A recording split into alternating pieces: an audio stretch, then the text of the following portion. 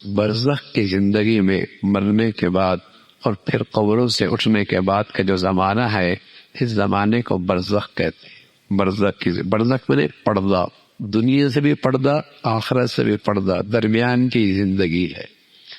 یہ برزخ کی زندگی سبھی کے لیے، ہر مرنے والے کے لیے یہ برزخ کی زندگی ہے، چاہے اس کی لاش کو پرندے کھا جائے، چاہے سمندر کی مچھلیاں کھا جائیں، چاہے جنگل کے درندے کھا جائے، یہ برزخ کی زندگی سبھی کے لیے ہے، درمیان کی زندگی ہے۔ جو قبر کا یہ گڑھا ہے، یہ تو ایک صورت ہے، حقیقت میں جیسی آدمی مرتا ہے وہ برزخ کی زندگی شروع ہو جاتی ہے۔ اور اس برزخ کی زندگی کا اختتام کب ہوگا؟ جب قیامت قائم ہو۔ ہاں، اس برزخی زندگی میں اس شخص کو پتہ چل جاتا ہے کہ میرے اعمال کیا ہیں۔ اس قبر کے صندوق میں اسے آگاہی ہو جاتی ہے کہ میں نے زندگی میں اس صندوق میں اکٹھا کیا کیا، یہ پتہ چل جاتا ہے۔ اس کے گرمی سردی کا اندازہ ہو جاتا ہے، سختی نرمی کا اندازہ ہو جاتا ہے۔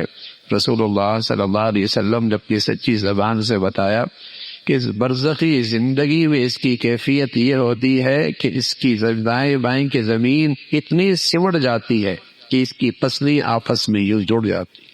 یہ اس شخص کے لیے ہے جس کے لیے زمین یوں کہتی ہے تیرا آنا نامبارک ہے، روئے زمین پہ سب سے برا تو ہی تھا، اب تو میرے پاس آیا ہے، میرا حشر بھی دیکھے گا، میرا حشر بھی دیکھے گا۔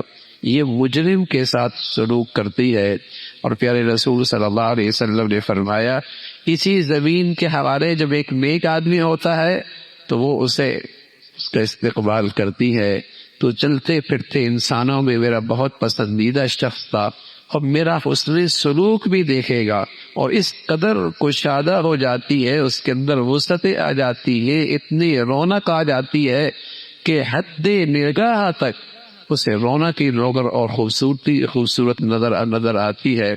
تو یہ اس برزخی زندگی کے بارے میں رسول اللہ صلی اللہ علیہ وسلم نے بتایا ہے۔ اس لیے اللہ کے نبی فرمان لگے آدمی دنیا میں 3 بھائی ہوتے ہیں جن کے ساتھ یہ ایک ہوتا ہے جس کے ساتھ یہ اچھا برتاؤ نہیں کرتا، اور ایک ہوتا ہے جس سے بس کبھی کبھی، اور ایک ہوتا ہے جس کو بہت زیادہ چاہتا ہے، اور جب موت آتی ہے تو اب ان تینوں کا معاملہ الگ ہوتا ہے۔ تو رسول اللہ صلی اللہ علیہ وسلم نے فرمایا یہ تینوں لوگ جن سے اس کا معاملہ تھا وہ کیا ہیں؟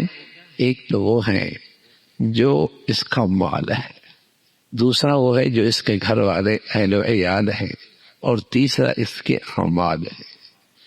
موت کے وقت مال کیا ہوتا ہے؟ جیسی سانس نکلتی ہے سارا مال یہیں رہ جاتا ہے۔ جس کو اس نے زندگی دے دی وہ تو موت آتی ہی ہاتھ سے نکل جاتا ہے۔ گھر والے خاندان والے کہتے ہیں ٹھیک ہے قبر تک چھوڑ کے آ سکتے ہیں، اس سے آگے تو نہیں، کفن پہنا سکتے ہیں، غسل دلا سکتے ہیں، بس اس سے آگے نہیں۔ جس کے ساتھ اس نے زندگی بھر اچھا سلوک نہیں کیا، بہت کم وقت دیا ہے، اس کے پاس وقت ہی نہیں ہوتا تھا، اس کے لیے فرصت ہی نہیں ہوتی تھی، بہت مصروف تھا بھائی، یہ بہت ہی مشغول تھا، وہ اس کے اعمال ہیں جیسے کیسے بھی ہیں، وہ ہیں اس قبر میں اس کے ساتھ جانے والے۔ نماز کیسی تھی، تلاوت کیسی تھی، صدقہ خیرات کیسے تھا، لوگوں کے ساتھ اس نے سلوک کیا تھا، اخلاق کیسے تھے، معاملات، اور وہ نیکیاں ساتھ جانے والی ہے۔ تو رسول اللہ صلی اللہ علیہ وسلم نے فرمایا برزخ کی زندگی میں جو چیز جانے والی ہے وہ صرف اس کے نیک اعمال۔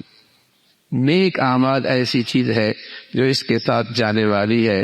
اللہ رب العزت اللہ کرے ہمیں ایسی چیز سے محبت ہو جائے جو کبھی ہم سے جدا نہیں ہو۔